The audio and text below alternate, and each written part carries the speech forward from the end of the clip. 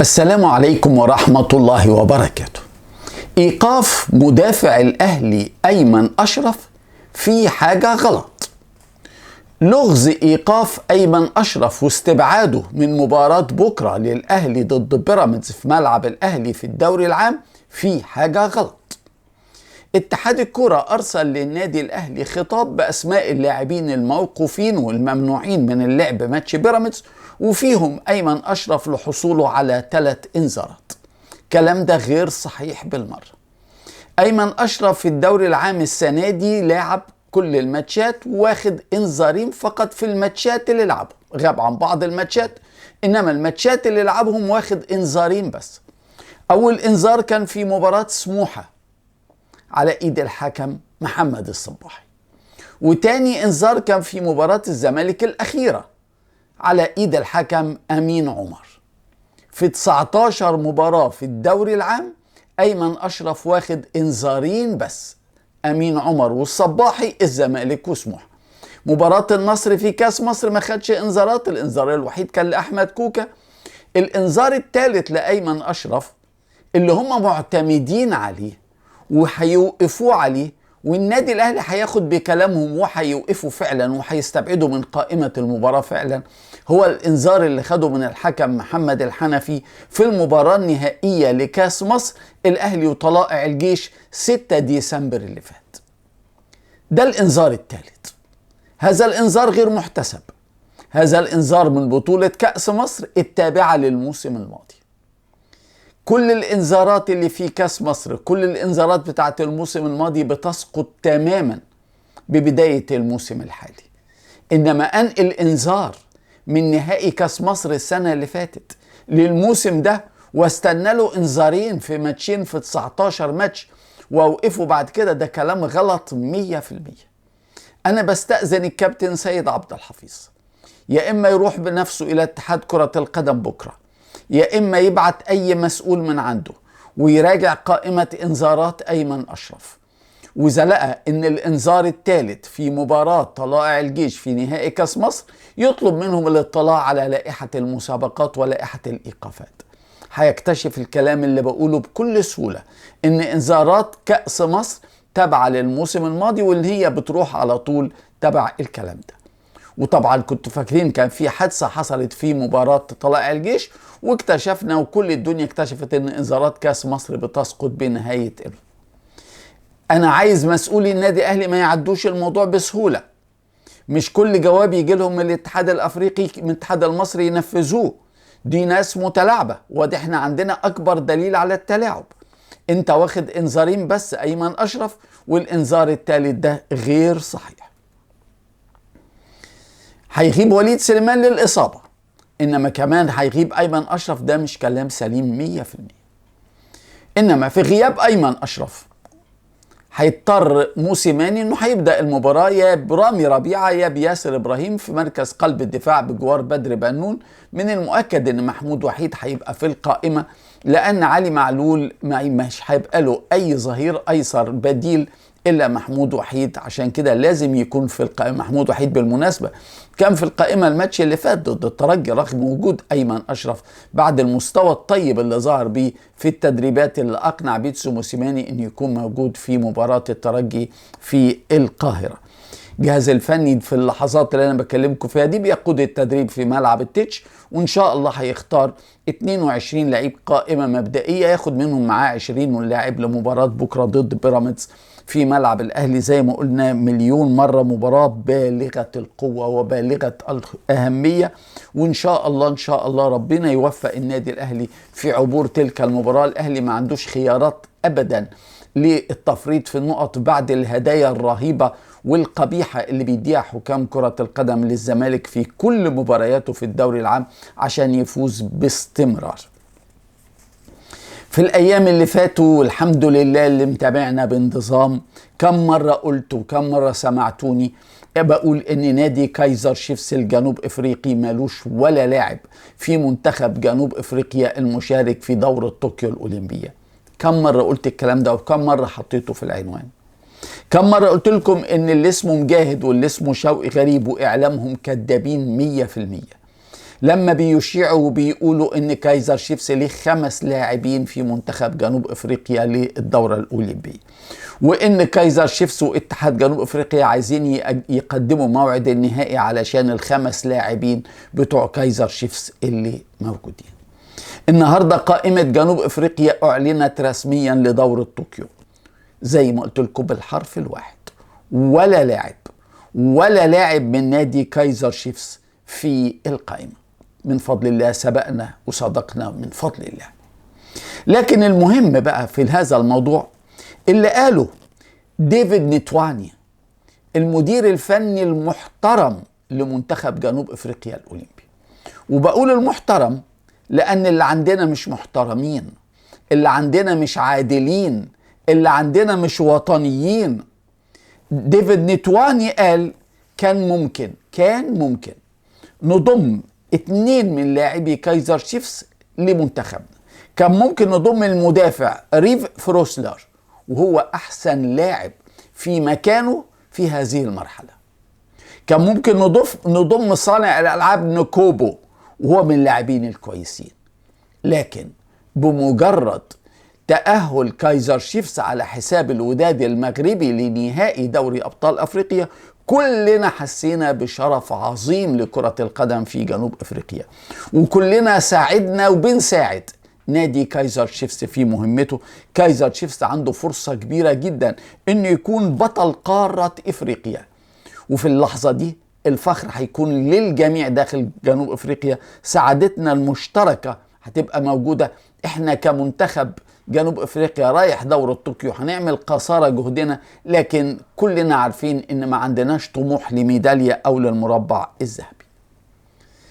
صحف جنوب افريقيا كلها اشارت الى استبعاد فروسلر ونكوبو من منتخب جنوب افريقيا في دورة طوكيو، وان لا يوجد اي لاعب من كايزر شيفس في المنتخب.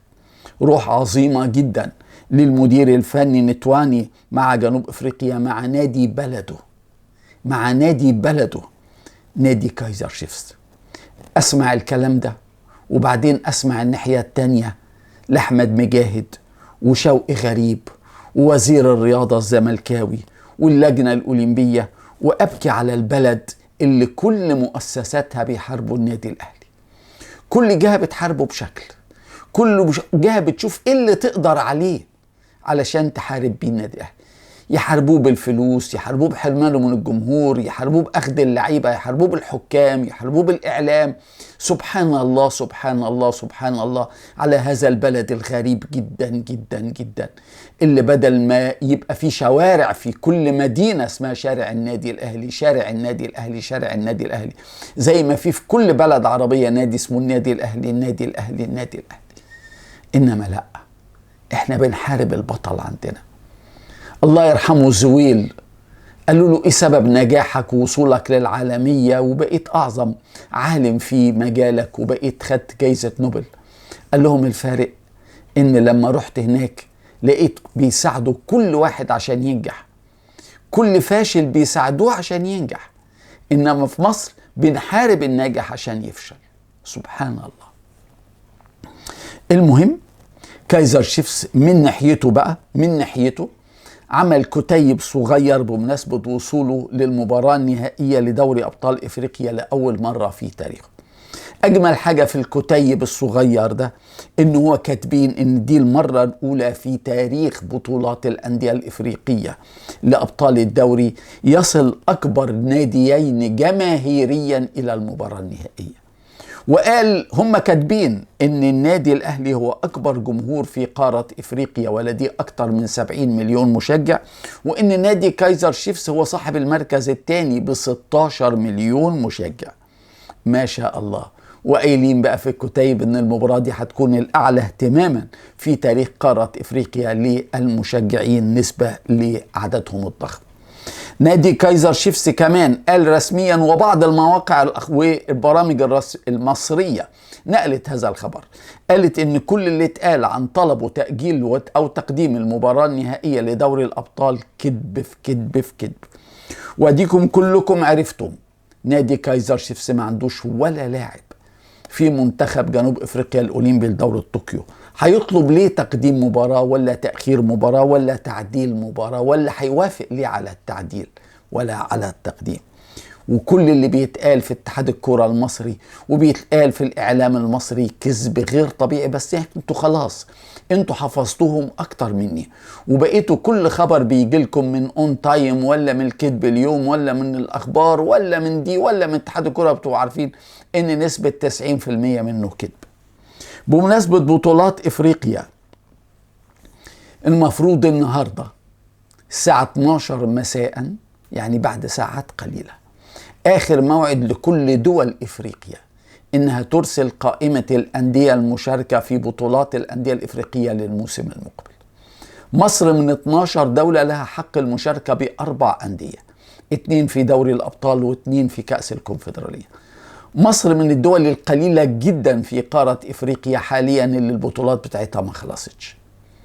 ومع كده الجزائر قدمت طلب للاتحاد الأفريقي تؤجل موعدها إلى 30 يوليو، تؤجل إعلان أسماء الأندية اللي تشارك إلى 30 يوليو، والاتحاد الأفريقي وافق، والمغرب كمان طلبت والكاف وافق، وليبيا طلبت والكاف وافق.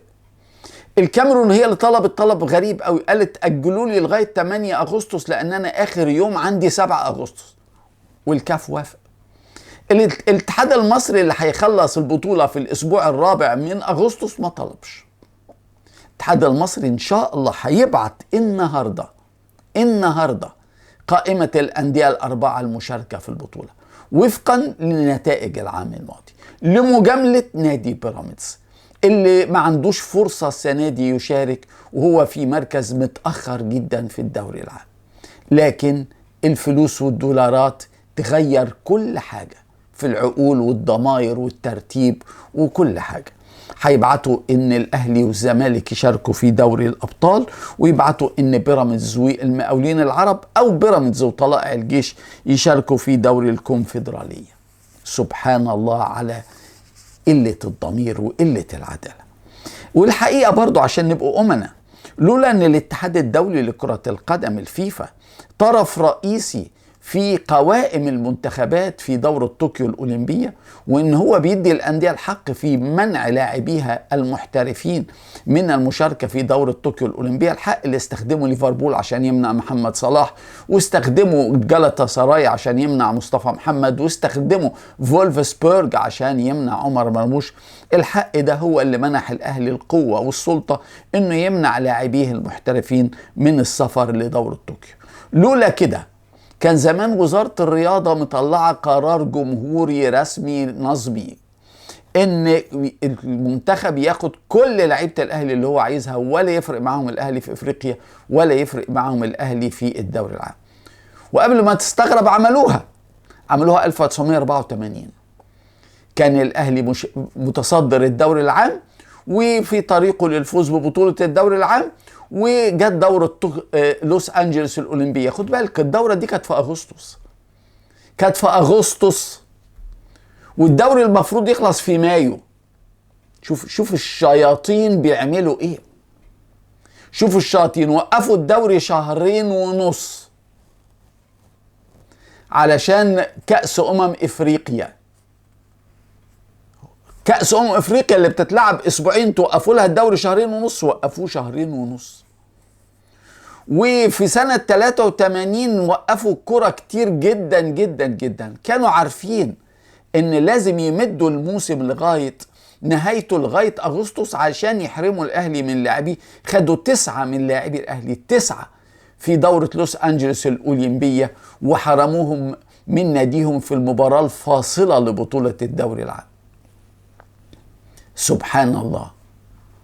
ويوميها الزمالك اللي خد الدوري العام بدون لاعبي الأهلي الدوليين ال9 اللي كان على رأسهم محمود الخطيب ومصطفى عبده وطاهر أبو زيد ومجدي عبد الغني وربيع ياسين، مجموعة جبارة من اللاعبين اتحرموا من المشاركة في نهاية الدوري عشان يدوا الدوري للزمالك. سبحان الله. ما فيش فايدة في هؤلاء الناس، وما فيش فايدة في انحرافهم الرهيب. في الزمالك باتريس كارتيرون أعلن موقفه وبلغ مجلس الإدارة إن في 3 من نجوم الفريق هو مش عايزهم الموسم المقبل. 3. محمود علاء مستر أسيست، صاحب التمريرة الفاصلة القاضية ممكن لمجدي قفشة في نهائي دوري أبطال أفريقيا، واللي خلاص بقى لاعب احتياطي في الماتشات الأخيرة، واللي كمان استبعد من تشكيلات الزمالك واستبعد من منتخب مصر، واللي عقده لسه ممتد مع الفريق. مش محمود علاء بس، عبد الله جمعة. عبد الله جمعة اللي كانوا بيحتفلوا بيه لما كتب على تويتر اضرب يا بدري عشان يتريق على الأهلي. عبد الله جمعة اللي راح سخر من جمهور الأهلي بعد ماتش السوبر في أبو ظبي، جاء الوقت قالوا له مع السلامة. عبد الله جمعة ما بيلعبش بقاله 5 ماتشات ومش في القائمة أساسا، وموقوف، وكارتيرون مش عايزه نهائيا. كمان حمزة المسلوسي الباك اليمين اللي واخدينه من تونس من فريق الصفاقسي مجانا، برضه كارتيرون مش عايزه. كمان مروان حمدي من أقرب اللاعبين اللي هيغادروا فريق الزمالك في الفترة اللي جاية بعد نهاية الموسم. هيبقى الزمالك عنده فرصة ل2 أجانب، حمزة المسلوسي يمشي وفرجاني ساسي يمشي. إنما واحد من الأجانب اللي بيفوتهم الزمالك غريب قوي، اللي هو النجم الجزائري كريم عريبي، اللي كان هداف نادي النجم الساحلي الموسم الماضي، واللي راح نادي نيم الفرنسي، ونادي نيم الفرنسي استغنى عنه مجانا بعد ما فشل انه يلعب معاه اكتر من 4 ماتشات طول السنة ما جابش فيهم ولا جول. يعني تخيل، راح النجم الساحلي النيم الفرنسي قعد سنة ما لعبش غير 4 ماتشات وما جابش ولا جول وما كانش اساسي فيهم، وفريقه سابه ببلاش، وهو دلوقتي يقدر ينضم لنادي الزمالك مجانا. كريم عريبي كل سنة ليه نادي، سنة 2016 كان في شبيبة بجاية، 2017 في شبيبة بلوزداد، 2018 في الدفاع الرياضي تجننت، كل ال3 دول في الجزائر بلده، 2019 راح النجم الساحلي، 2020 راح نيم الفرنسي، اهو 2021 رايح الزمالك مجانا. بيدوروا على الصفقات المجانية رغم الفلوس اللي بالرز اللي بيديها لهم وزير الرياضة. وطاب مساء.